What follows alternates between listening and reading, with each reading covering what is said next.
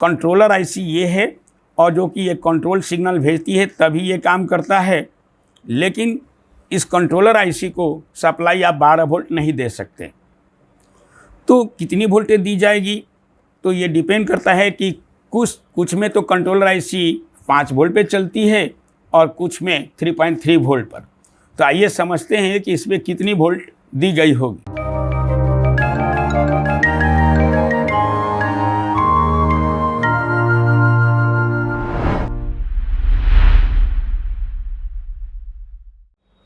Hello friends, मैं Mohammad Quddus Multitech e vehicle lab में आपका बहुत बहुत स्वागत है। दोस्तों, हमारे पास एक स्टूडेंट ने जो ये जुकी मशीन सिलाई मशीन का होता है, जैसे सिलाई मशीन का ये जुकी मशीन कह सकते हैं, यानी जुकी मशीन का सिलाई मशीन का एक कंट्रोलर है जो कि मोटर के स्पीड को कंट्रोल करता है। तो इसके बारे में इस वीडियो में आपको जानकारी दी जा रही। इसे ध्यान से देखेंगे क्योंकि ये हमारे BLDC मोटर की तरह ही काम करता है, लेकिन इसकी थोड़ी सी वोल्टेज अधिक होती है। यानी अगर आप ई व्हीकल का कंट्रोलर सीख लेते हैं तो आप ये जुकी मशीन का जो सप्लाई विभाग है मोटर का वो भी आप सीख सकेंगे। तो ये हमारे एक स्टूडेंट ने लाया था, उसने कहा कि क्या सर ये रिपेयर हो सकता है या नहीं। तो मैंने कहा कि बिल्कुल हो सकता है। अगर आप अच्छी तरह से कोर्स किए हैं ई व्हीकल का यहाँ से, तो आप बिल्कुल इसको भी कर सकते हैं। तो ये भी इसका डिमांड बहुत ज़्यादा है, तो मैंने सोचा कि क्यों नहीं इसके बारे में भी हम अपने बच्चों को बताऊं और साथ साथ में आपको भी कुछ न कुछ इसका बेनिफिट मिले। आप हमारा वीडियो देख करके इसके बारे में सीख सकते हैं, और अगर इसके बारे में कोई जानकारी चाहिए अच्छी तरह से तो आप हमारे यहाँ आकर के कांटेक्ट भी कर सकते हैं। तो दोस्तों, ये जो सिलाई मशीन होती है बड़ी वाली, उसका मोटर को ऑपरेट करने वाला ये सर्किट है। तो दोस्तों, ये जुकी मशीन है, तो जुकी मशीन का जो मोटर को मूवमेंट देने वाला सर्किट है, इसको मैंने रीओपन कर लिया है। तो पहले इस वीडियो में मैं आपको बस ये बताऊंगा कि इस सेक्शनों का नाम क्या है, काम क्या है, इसका फंक्शन क्या है, इसका कंपोनेंट जो लगे हैं वो कैसे काम करते हैं, इसकी जानकारी दूंगा मैं। तो सबसे पहले मैं इसे कनेक्टर को हटा लेता हूँ, जिससे आप आसानी से इसे देख पाएंगे। ये निकल गया एक, और दूसरा ये कनेक्टर्स। तो ये कनेक्टर्स हमें निकालने के लिए यहाँ पे लॉक है, इसको थोड़ा सा दबाना है और इस तरह से खोल लेना। तो ये डिस्प्ले यूनिट का कनेक्टर है, जैसे आप देख रहे हैं, जो स्पीड वगैरह के शो करता है, जो कि हम यहाँ से खोले थे। और फिर ये आपको एक तरह से क्लच, या जिसे आपका एक्सीलेटर होता है वो मान के चलिए, एक तरह से क्लच है। तो क्लच जब हम दबाएंगे तो ये सिग्नल यहाँ पे आता है, जो कि मैंने यहाँ जोड़ा है। जैसे आप यहाँ पे आप क्लच देख सकते हैं, इसको हम प्रेस करने पर हमारा मोटर का स्पीड कम ज़्यादा होता है। तो ठीक उसी तरह से अब इन सेक्शनों के ये मेन बोर्ड के बारे में हम आप लोग जानना चाहेंगे, मेन बोर्ड के बारे में आप लोग जानना चाहेंगे। तो इस मेन बोर्ड के ऊपर मैं बताने जा रहा हूं कि क्या क्या ये लगा हुआ है। तो सबसे पहले दोस्तों, मैं आपको बताना चाहूँगा कि ये जो है ये मॉसफेट्स हैं। तो कितने मॉसफेट है? 1 2 3 4 5 और 6 मॉसफेट है। इसका मतलब है कि 2 मॉसफेट एक चैनल के लिए, फिर 2 मॉसफेट एक चैनल के लिए, फिर 2 मॉसफेट एक चैनल के लिए, यानी ये 3 फेज मोटर को ऑपरेट करता है। तो 3 फेज मोटर को ऑपरेट करता है, तो मोटर के वायर कहाँ जुड़ते हैं? तो ये मोटर के वायर इस कनेक्टर में जोड़े जाएंगे। तो ये आप देखिए, इस तरह से हम इसको जान सकते हैं कि ये कितने फेज का मोटर को चला सकता है। अगर ध्यान से देखिए तो ये ट्रैक एक साथ जुड़े हुए हैं, और ये ग्राउंड का ट्रैक है। और अगर हम यहाँ से देखें तो इसमें टोटल 5 पिने हैं। तो जो कि ये नॉट कनेक्टेड है, ये अर्थिंग का है। ये जो ट्रैक देख रहे हैं आप, अर्थ यहाँ से दिया जाता है। और अब मेन बच गए एक NC और एक अर्थिंग का वायर छोड़ दिया जाए, तो अब ये क्या बच गए? 3। इसका मतलब है कि ये 3 फेज के मोटर को चला सकता है, जो कि जुकी मशीन का ये डिवाइस है। अब अगर देखें तो एक चैनल में आपको 2 मॉसफेट, फिर दूसरे चैनल में भी 2 मॉसफेट, और तीसरे चैनल में भी 2 मॉसफेट लगे हुए हैं। इसका मतलब ये कैसे जुड़ा हुआ है, एक का सोर्स और एक का ड्रेन। तो दोस्तों मैं बताना चाहूँगा कि ये गेट है, ये ड्रेन, ये सोर्स, फिर गेट, ड्रेन और ये सोर्स। अगर हम गौर से देखें तो एक का ड्रेन, एक का सोर्स, जैसे कि आपको ई व्हीकल के कंट्रोलर में होता है, ठीक उसी कंसेप्ट से ये बना हुआ है। अगर आप ई व्हीकल का बहुत अच्छी तरह से नॉलेज रखते हैं या आप उसके बारे में जानते हैं तो इसको भी आप रिपेयर कर सकते हैं। इसका अभी बहुत ज़्यादा डिमांड है। तो आप अगर इसके बारे में भी कुछ जानकारी चाहिए तो हमारे यहाँ आकर के मिल सकते हैं। हमारे चैनल को सब्सक्राइब कर सकते हैं और लाइक भी कर सकते हैं, और इसकी भी नॉलेज आपको आगे भी और भी डिवाइसों पर दी जाएगी। तो ये इस सर्किट को क्या कहते हैं, पुश पुल। फिर इस तरह से हम कहें तो 3 पुश पुल बना है। एक पुश पुल ये 2 मॉसफेट लगा करके बना दी गई है, फिर ये दूसरी और ये तीसरी, और ये सिग्नल्स आपको यहाँ पे भेजेगा ये तीनों पॉइंट पर, जिससे मोटर घूमेगा। लेकिन मोटर को घुमाने के लिए जब क्लच दबाएंगे तभी घूमेगा, जो कि यहाँ पर ये ऑपरेटिंग सिस्टम है। जब हम इसे जोड़ेंगे या दबाएंगे तब चलेगा। अब सवाल ये उठता है कि ये कितने वोल्ट पे ऑपरेट होता है और ये कैसे फंक्शन करता है।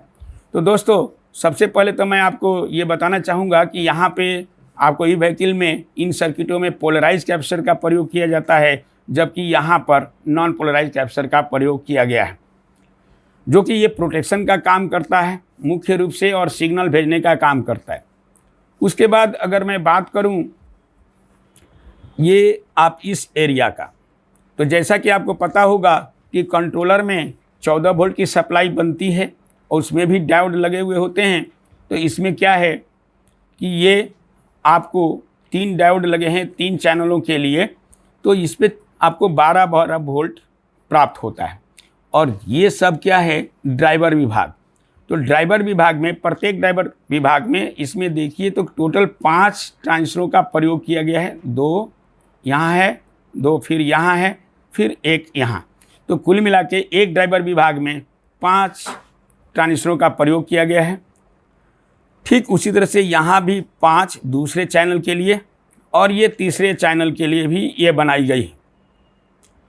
तो जिस तरह से आपका कंट्रोलर काम करता है, मोटर कंट्रोलर BLDC मोटर वाला, तो एक तरह से ये भी BLDC मोटर का ही कंट्रोलर कहा जाएगा। लेकिन ये जुकी मशीन में लगी हुई है, जो कि सिलाई मशीन होता है, और ये ड्राइव करता है सिग्नल।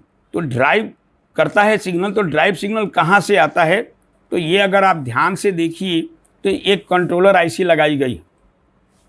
ये कंट्रोलर IC ही सिग्नल को जनरेट करता है और फिर ये इसके बेस पे भेज देता है। यानी यहाँ से एक पिन निकल के इसके बेस पे जाता है, फिर दूसरे से फिर इसके बेस पर, और फिर तीसरे से इसके बेस पे जाता है, जिससे ये ड्राइवर विभाग काम करता है। जब ड्राइवर विभाग काम करता है तो ये जो स्विचिंग विभाग या पुश पुल विभाग है, इसके गेट पे सिग्नल आता है, जिसे ड्रेन से सिग्नल आउट होता है, या मोटर के लिए वोल्टेज आउट होता है, जिसे आपका मोटर चलता है।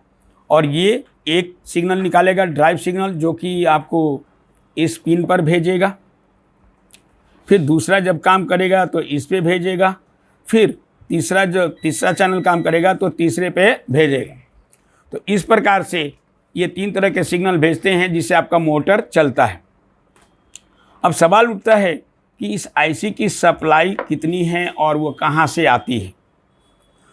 तो दोस्तों इसकी सप्लाई लाने के लिए ये सप्लाई यूनिट कहा जा सकता है। ये आप एरिया जो आप देख रहे हैं, यहाँ से लेके यहाँ तक, ये सप्लाई यूनिट है। ये पूरा, ये भी इधर का भी एरिया आपको सप्लाई यूनिट है। जैसा कि आपको BLDC मोटर में, मोटर को चलाने के लिए 48 वोल्ट की ज़रूरत पड़ती है, तो इसमें 48 वोल्ट की सप्लाई नहीं दी गई है। यानी एक तरह से ये कहा जाए कि कुछ हिस्सा चार्जर का इसमें मिला के बनाया गया है और कुछ हिस्सा कंट्रोलर का। तो ये दोनों का समावेश करके कंट्रोलर बना दिया गया है, जो मोटर को चलाएगा। तो आइए इसके सप्लाई विभाग के बारे में हम जानते हैं कि मेन कंपोनेंट क्या है और उसका फंक्शन क्या है। तो जैसा दोस्तों मैं बता चुका हूँ, एक बार फिर से रिपीट कर दूँ, ये स्विचिंग मॉसफेट है या पुश पुल स्विचिंग मॉसफेट है, एक फेज यानी एक चैनल का, या एक मोटर के वायर का, ये दूसरे मोटर वायर का और ये तीसरे मोटर वायर का। ये ड्राइवर विभाग है एक चैनल का, फिर ये दूसरा भी है दूसरे चैनल का और तीसरा भी है तीसरे चैनल का, और इस पर 12 वोल्ट की सप्लाई दी जाती है। लेकिन कंट्रोलर आईसी ये है, और जो कि ये कंट्रोल सिग्नल भेजती है तभी ये काम करता है। लेकिन इस कंट्रोलर आईसी को सप्लाई आप 12 वोल्ट नहीं दे सकते। तो कितनी वोल्टेज दी जाएगी, तो ये डिपेंड करता है कि कुछ में तो कंट्रोलर आईसी 5 वोल्ट पे चलती है और कुछ में 3.3 वोल्ट पर। तो आइए समझते हैं कि इसमें कितनी वोल्ट दी गई होगी। तो देखिए दोस्तों, यहाँ पे एक ट्रांजिस्टर जैसा कंपोनेंट दिख रहा है। ये ट्रांजिस्टर जैसा कंपोनेंट यहाँ पे दिख रहा है। तो ये ट्रांजिस्टर नहीं है, जबकि लोग जो अधकचरे होते हैं, कम नॉलेज होते जिनका होता है, वो इसे ट्रांजिस्टर मान लेते हैं। ये रियल में ये ट्रांजिस्टर नहीं है, ये है रेगुलेटर आईसी। तो ये आपको 12 वोल्ट सप्लाई इन करेगा, 12 वोल्ट सप्लाई इन करेगा और फिर निकालेगा 3.3 वोल्ट, यानी 12 वोल्ट की सप्लाई इनपुट होगी और 3.3 वोल्ट निकाल करके भेजेगा, जो कि कंट्रोलर आईसी को दी जाएगी। यहाँ से अगर निकल करके आपको निकलेगा, यहाँ पे वोल्टेज आपको 3.3 वोल्ट मिलेगा। और 12 वोल्ट की सप्लाई यहाँ पे जो आई है वो यहाँ से निकल के, यानी एक यहाँ से 12 वोल्ट निकलेगा और ड्राइवर विभाग को भी दी जाएगी। उसके बाद इसके बीच वाले सिरे से आपको 3.3 वोल्ट आउट होकर के इस आईसी को सप्लाई दे दी जाती है। अब इसकी पूरी सप्लाई विभाग के बारे में जानते हैं कि ये कैसे काम करता है। तो दोस्तों, सबसे पहले तो जब हम 220 वोल्ट एसी देंगे, एक बॉक्स दिया है बाहर में, एक तरह से ये ऑन ऑफ स्विच है। जब हम इसे ऑन करेंगे तो सबसे पहले 220 वोल्ट एसी इस कनेक्टर के साथ, जो कि मैंने यहाँ पे कनेक्टर लगा रखा है, ये लीड है एसी लीड का। तो जब मैं इसे जोड़ूंगा तो 220 वोल्ट इस पॉइंट पे आ जाएगी, 220 वोल्ट एसी आएगा। अब यही एसी वोल्टेज, ये एक वीडीआर है और वीडीआर प्रोटेक्शन के रूप में लगा है कि अगर वोल्टेज बढ़ती है तो जब ये वोल्टेज बढ़ेगी तो ये शॉर्ट हो जाता है। उसके बाद ये एसी फ्यूज है। उसके बाद अगर आप ध्यान से देखें तो ये ब्रिज है। तो ब्रिज क्या करेगा, जो यहाँ से 220 वोल्ट एसी निकली और इसके बीच वाले पॉइंट पर दे दिया गया, तो ये डीसी में कन्वर्ट कर देता है। तो हमें यहाँ पर, यहाँ से यहाँ अगर हम चेक करेंगे तो क्या मिलेगा हमें, 300 वोल्ट डीसी। अब ये 300 वोल्ट डीसी जो कि अनप्योर होता है, प्योरीफाई करने के लिए मेन फिल्टर कैपेसिटर लगाया गया है, मुख्य फिल्टर कैपेसिटर। अब ये मुख्य फिल्टर कैपेसिटर्स जो प्योर डीसी बना के भेजेगा, वो आपको ये 8 पिन की आईसी पर दी गई है। अब ये 8 पिन की आईसी पे दी गई है, जो कि ये आपको यहाँ पे मिलेगा 300 वोल्ट। अब इसके एक, ये सारे पिन क्या हैं, ग्राउंड, और फिर एक पर ड्राइव सिग्नल या किक मिलता है। तो ये किकिंग सिग्नल भी जब इस सर्किट से मिलता है कुछ रजिस्टर के द्वारा, जैसे कि आप देखिए यहाँ से 300 वोल्ट के ट्रैक से ये रजिस्टर वगैरह लगे हुए हैं, और इससे होता हुआ आपके इसके पिन पर पहुँचता है, 3 नंबर पिन पे पहुँचता है। 3 नंबर पिन पर जब इस पर किक पड़ेगा, ये 300 वोल्ट इस रजिस्टरों के द्वारा आएगा वोल्टेज, तो ये एक्टिव हो जाता है। और एक्टिव होने के बाद एक तरह से स्विचिंग करने लगता है, एक तरह से ये स्विचिंग करने लगता है। दोस्तों, यहाँ पे बताना चाहूँगा कि देखने में ये आईसी है, लेकिन बेसिकली ये आईसी होती नहीं है। इसके नाम बहुत सारे लोग अलग अलग नाम से पुकारे जाते हैं, लेकिन इसे आईसी कम से कम नहीं कहा जाएगा। ठीक इसी प्रकार के हमारे कंट्रोलर में या चार्जर में इस तरह की आईसी लगी हुई होती है, लेकिन उसे लोग आईसी कहते हैं। लेकिन ये रियल में आईसी नहीं है, ये कुछ अलग अलग कंपोनेंट होते हैं। तो ये कैसे पता करेंगे कि आईसी है कि ये है क्या, क्योंकि मैं आपको बताना चाहूँगा कि आईसी जैसे शक्ल में मॉसफेट भी होता है, आईसी जैसे शक्ल में एसटीआर भी होता है, आईसी जैसे शक्ल में आपको डायोड भी होता है। तो क्या मैं किसी को, सभी को जो आईसी जैसा दिख रहा है, तो क्या मैं उसको आईसी ही बोलूं? तो जवाब होगा नहीं, अगर इस तरह की टेक्निक आप सीखना चाहते हैं तो आप हमारे यहाँ ज़रूर ज्वाइन कर सकते हैं। और स्क्रीन पर दिए हुए नंबरों पर लिख करके या नंबर दे करके हमें कॉल भी कर सकते हैं। तो जब दोस्तों ये जब स्विचिंग करने लगता है तो स्विचिंग के बाद ये एक कॉइल लगी है, इस कॉइल में पहुंचता है। अब ये कॉइल से होता हुआ, क्योंकि ये भी कुछ न कुछ एसी निकाल देता है और इस तरह से इस वोल्टेज को डाउन करके, यानी यहाँ से जो वोल्टेज आउट होगा वो डाउन करके मिलेगा, और डाउन करने के मिलने के बाद फिर ये इस रेगुलेटर पे पहुँचता है। तो कुल मिला करके ये क्या करता है, यहाँ से 12 वोल्ट आउट कर देता है और यहाँ से 3.3 वोल्ट आउट कर देता है। अब 12 वोल्ट की सप्लाई आपको कहाँ कहाँ जाएगी, एक ये रिले है, जैसे कि आप ये देख रहे हो, ये रिले है, इसके पिने आपको इस साइड में बनी हुई है। अगर ध्यान से देखें तो इसमें टोटल 4 पिन की हैं, यहाँ पे 4 पिन दिख रही है, 1 2 3 4, और 5वां पिन इसका होता है लेकिन काट दिया गया है। तो रियल में दोस्तों ये क्या है, कॉइल। ये सामने वाले पिन क्या होते हैं, कॉइल, और ये है पोल, और ये आपको एनओ या एनसी में से कोई होगा। तो ये हम कंटिन्यूटी लेकर के देख सकते हैं। अगर ये जुड़ा होगा तो एनसी कहा जाएगा और नहीं जुड़ा होगा तो एनओ। एक बार देख लेते हैं इसको ऐसा करके, और कॉइल भी मैं आपको चेक करके बता देता हूँ। तो आइए देखते हैं, ये कॉइल के लिए हमें ओम पर चेक करना है। देखते हैं इसमें से कॉइल कौन है। जैसे कि मैंने बताया कि ये कॉइल है। आप देखिए ये कुछ ना कुछ ओम शो कर रहा है, इसका मतलब ये कॉइल है। और उसके बाद ये स्विच होगा तो हमें बजर पे जाना होगा, और बजर पे अगर कंटिन्यूटी इन दोनों के बीच आ गई तो एनसी होगा, और नहीं है तो एनओ माना जाएगा। तो देखिए दोस्तों ये नहीं शो कर रहा है, यानी साउंड नहीं आ रहा, ओम आ रहा। इसका मतलब ये साफ है कि ये एनओ पिन है।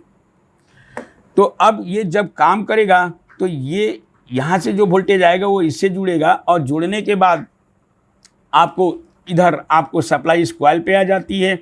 अब ये कॉइल जो अनावश्यक सिग्नल को लॉस करके और कुछ एसी उत्पन्न करके सर्किट को दे देता है, यहाँ देगा। अब ये क्या करेगा, 12 वोल्ट रेगुलेट करके निकाल देगा, जो आपको यहाँ पे पहुँचेगी और रिले पे पहुँचेगी, ये रिले पे। लेकिन रिले को ऑपरेट करने के लिए कोई ना कोई स्टैंड बाई सिग्नल होता है। तो स्टैंड बाई सिग्नल रिले के कॉइल के दूसरे सिरे से आप यहाँ गौर से देखिए तो ये एक ट्रांजिस्टर लगा हुआ है, जिसे मैं रिले स्टैंड बाई ट्रांजिस्टर कह सकते हैं। अब ये इसका बेस से अगर आप ट्रेस करेंगे तो ये यहाँ पहुँचेगी, यानी कंट्रोलर आईसी में पहुँचेगा। क्योंकि कंट्रोलर आईसी जब ये सर्किट चालू होता है तो कंट्रोलर आईसी ये सिग्नल को भेजता है, तो जिससे रिले चालू होता है। क्योंकि मैं 24 घंटा सर्किट को ऑन तो नहीं रख सकता, इसलिए ये सिग्नल आपको ये जब ज़रूरत पड़ेगी तभी ये देता है। यानी क्लच को दबाने के बाद, जैसे कि मैं ये जस्ट लाइक ए क्लच, तो जब हम इसको पुश करेंगे तो, और ये जुड़ा हुआ है ये कनेक्टर के साथ, इसमें भी एक छोटी सी आईसी लगी है सेंसर के रूप में, जस्ट लाइक ए सेंसर। हालांकि ये लोग आईसी बोलते हैं, ये है क्या, सेंसर। तो सेंसर जब काम करता है तो ये यहाँ जुड़ा हुआ होता है। तो ये सेंसर सिग्नल जब इसमें आकर के यहाँ इस आईसी को इन्फॉर्म करती है, और जब इन्फॉर्म होता है तब जा कर के ये आईसी के किसी दूसरे पिन से ये सिग्नल निकल के इसके बेस पे आता है, तब हमारा ये सर्किट एक्टिव होता है। तो ये सारे के सारे आप चाहें तो थ्योरेटिकल बेस पर भी आप हमसे सीख सकते हैं, प्रैक्टिकल बेस पे भी सीख सकते हैं, और काफ़ी गहरी जानकारी चाहिए तो आप मेरे से ज़रूर कांटेक्ट कर सकते हैं। लास्ट वाले पॉइंट में मैं आपको बताऊं कि ये जो रिले है, तो जब रिले एक्टिव होगा तभी ये सर्किट चलेगा, तभी आपको 300 वोल्ट भी आपको मिलेगा। अब आ जाते हैं लास्ट में, ये क्या है, इस पे लिखा है 15P।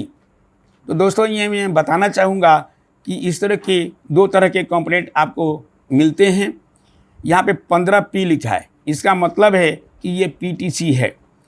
यानी इसका नेचर क्या है कि जब हम इसको ऑन करते हैं और इसका टेम्परेचर बढ़ता है, जैसे कि इसमें बिजली गुजरती है, टेम्परेचर बढ़ता है, तो अपने मान को क्या करता है, बढ़ा देता है।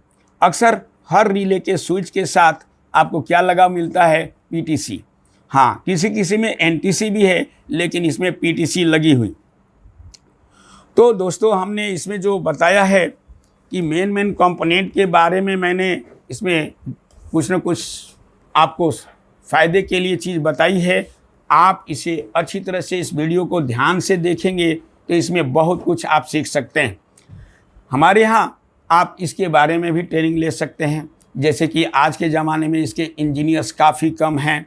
जैसे कि मान लीजिए कि आप पहले से टेलीविज़न में मैकेनिक हैं या इंजीनियर्स हैं, वो लोग भी सीख सकते हैं।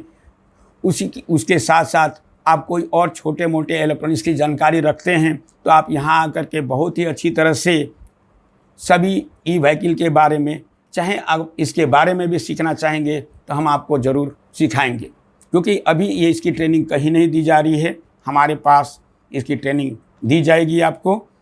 साथ ही साथ इसके इंजीनियर्स काफ़ी कम हैं, जैसे ई व्हीकल में। और जो ये स्विमिंग मशीन है, जो सिलाई मशीन है, जो कि मशीन कहलाता है, बड़े बड़े जो कंपनियों में लगा होता है, तो हमारे पास बहुत सारे कहते रहते हैं कि सर इसके बारे में भी कुछ बताइए। तो आज मैंने इस वीडियो में बताया है। बाकी अगर आप कितना ही ज़्यादा एक्सपीरियंस है तो आप यहाँ पर और ज़्यादा अपने एक्सपीरियंस को अपग्रेड कर सकते हैं। चाहे आप मुझे केवल, मेरी एक ही मांग होती है कि आप मुझे समय दे दीजिए और अच्छे से सीख के जाइए। यहाँ पे टाइम बाउंडेशन नहीं है। जब तक आपको अच्छी तरह से सीख नहीं जाते हैं तब तक हम यहाँ से छोड़ते भी नहीं। तो इस वीडियो में जो इसके बारे में जानकारी दी गई है, आपको कैसा लगा दोस्तों, मुझे ज़रूर बताएंगे। थैंक यू वेरी मच दोस्तों।